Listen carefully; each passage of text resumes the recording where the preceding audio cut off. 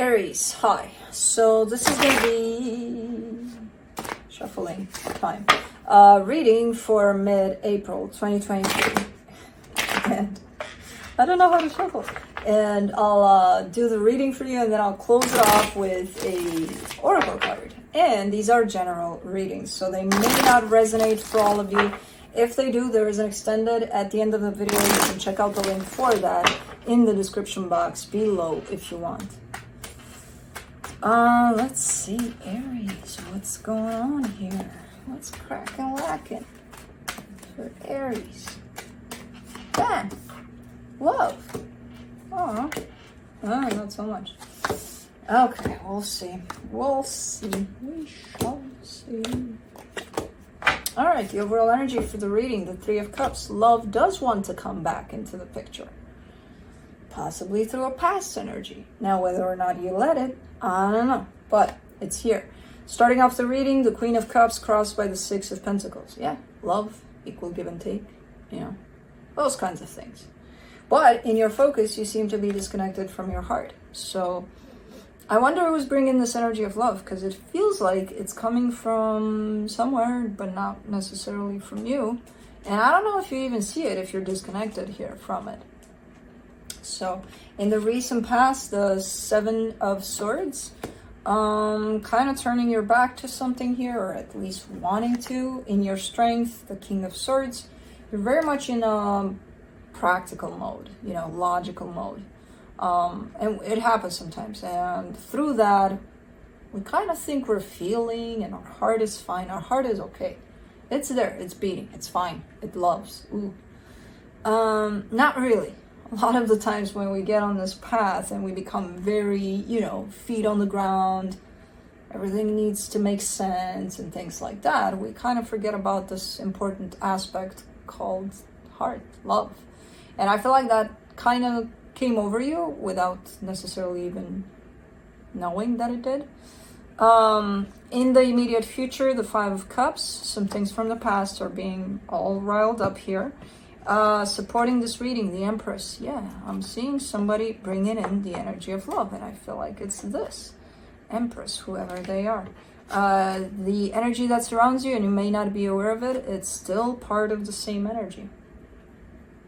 It's almost like I'm not interested in love at this time, you know.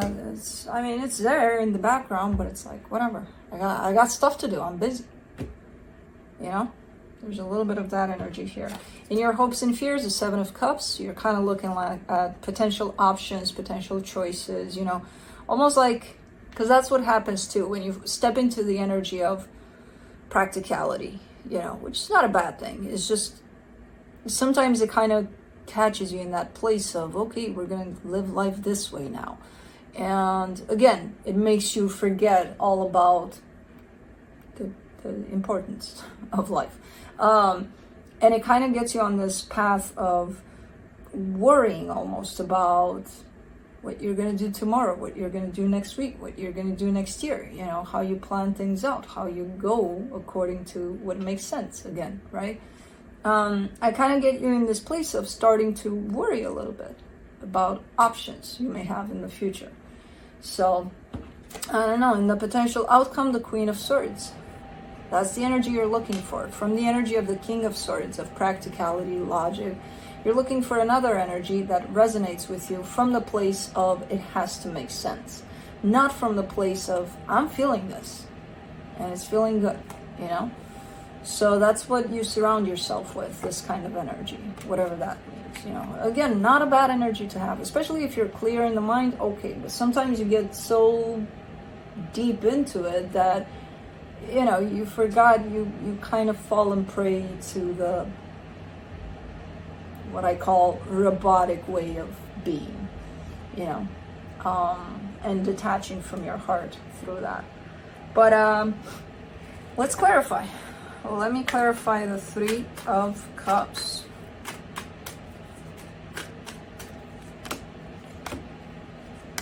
The Queen of Swords, the Sun, the Five of Swords. Interesting.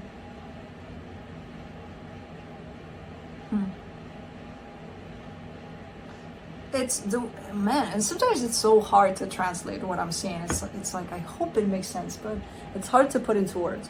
So what I see is the energy of love, right? That wants to be brought back to the surface. And then I see the energy that's the person that's carrying that energy, very logical. Very logical. For the most part, they function from, that place of the mind, which again, no problem if you're not abusing it. The problem here is that beyond that, they're trying to bring this energy to the surface so that they could feel happiness. They're still doing it from the place of the mind. The place of the mind will not allow you to feel happiness. It will allow you to think you're feeling happiness, but that's not the same thing. That's why it's looking deceptive, this energy. It's looking like it's a lie. You can't bring out happiness from the energy of the mind. You can tell yourself you're happy. You can make yourself believe you're happy. Does that mean that you're truly happy? Not necessarily. When you're working with this energy of happiness and love from the mind perspective, you're not going to feel those things much, So what's interesting about this is that whoever this is that's bringing this energy, and I don't feel like it's you, they're kind of meeting you halfway in that very practical energy. I don't know if you kind of aligned with that, not knowing that you're doing it, because it's kind of like an energetic match between the two of you. And a lot of the times we may pick up on certain things that the other person does, even if they're not around us. So I'm not sure if you fell into that or it's just how things kind of evolved for you as well. Because you're on at the same mind level, I would say. And also energetically, there's a match there too. My issue with all of this is that in order to feel those energies as they appear and as they should be felt, I'm kind of seeing you up there on those horses of logic and practicality. And I'm like, are you going to feel it? Or are you going to think you feel it? Or are you going to try to convince yourself to feel it? I don't know. Let's do the Queen of Cups. The Two of Pentacles, the Knight of Cups, the Queen of Cups. Yep, it's coming forward. This love wants to break through. This love wants to break through the mind and just be there to be felt. Whether or not that's happening, I don't know, because there's a little bit of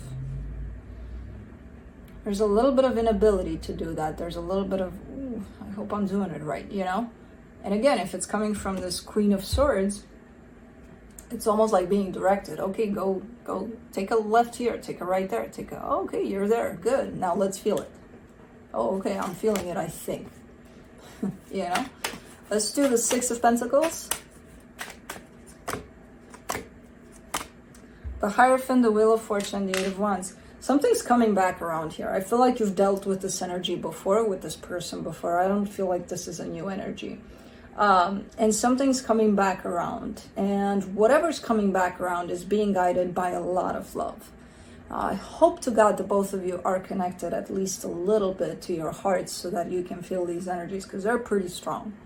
And there's definitely a whole lot of interaction here, energetical interaction, which wants to come through in the physical. If these King and Queen of Swords will not allow that, that's not going to happen. It's all going to stay in the energetic field. It's going to be great, but you're going to miss it. You know what I mean? So let's do the Eight of Cups. Stork. That's a big one. The Eight of Cups in your focus. You get the Ace of Swords, the King of Cups, the King of Wands. You're killing me here. It's such a freaking perfect match energetically. King of Cups. The reading opened up with the Queen of Cups. Queen of Wands in the hidden energies. King of Wands here. King of Swords. Queen of Swords.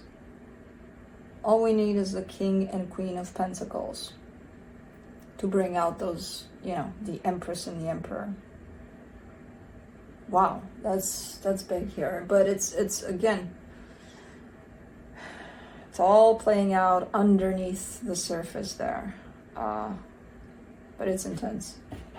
So So it's there on your side too. It's not only them that are bringing this. I told you there's a exchange here of energy. It's feeling quite the same from the same level. Let's do the King of Swords there in your strength. The Star, the High Priestess, the Knight of Swords. Yep. See, that's the King of Swords. I see something, it makes sense to me, I go get it. That's exactly the energy. Now, I don't know what it is. I do see your intuition attached to you, which is great.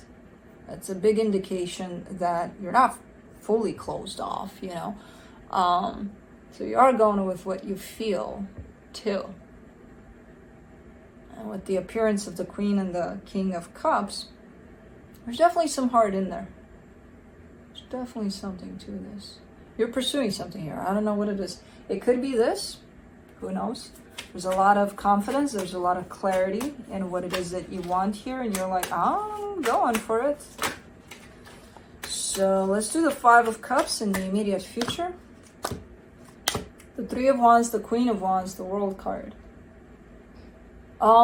It looks like it may take a little while. There seems to be a little bit of a pause to the... I see the energies coming together, right? Energetically speaking, possibly even physically speaking. There's definitely this kind of like, okay, we need to meet there. And I see them coming together, and then I see a delay. I see a stop, a full stop in the energies as they're approaching one another. And I have no idea what that time frame would be for this stop, for this pause. But it's almost looking like it's there because this energy attached to you is not fully ready. Hasn't let go of certain things from the past, still has to put in some work, to put in some healing in there.